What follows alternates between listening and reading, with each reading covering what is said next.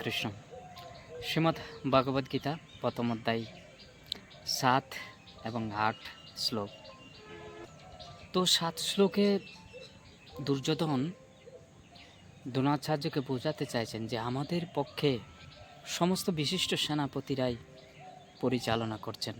তো দ্রোণাচার্যকে বলছেন যে আপনার অবগতির জন্য আমি আপনাকে বলবো, জানাচ্ছি।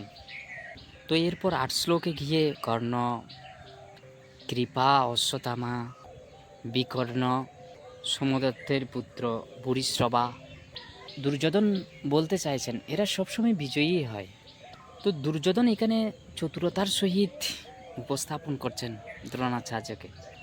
প্রথমে অশ্বত্থামার কথা বলছেন, তার পুত্রের কথা বলছেন, যেন তিনি উৎসাহ পায়, তাকে কনভিন্স করার জন্য চেষ্টা করছে সুকৌশলে। বিকর্ণের কথা বলছে, তিনি দ্রৌপদীর বস্ত্রহরণের সময় পাণ্ডবদের পক্ষে কথা বলেছিলেন এবং যুদ্ধক্ষেত্রে এসে যেন তিনি ডাইভার্ট হয়ে না যান সেজন্য মনে করিয়ে দিচ্ছেন।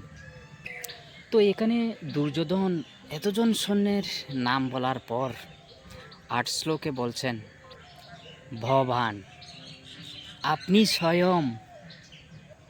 তো দুর্যোধন এই কথাটা বোঝাতে চাইছেন যে আমাদের যুদ্ধে আপনি আছেন, আপনি রয়েছেন। তো এতক্ষণ এত যোদ্ধাদের নাম বলার পর সরাসরি তো বলতে পারত যে আপনি আমাদের সাথে আছেন। এটা হচ্ছে যুদ্ধের একটা কূটনীতি বা রাজনীতিবিদের একটা কৌশল।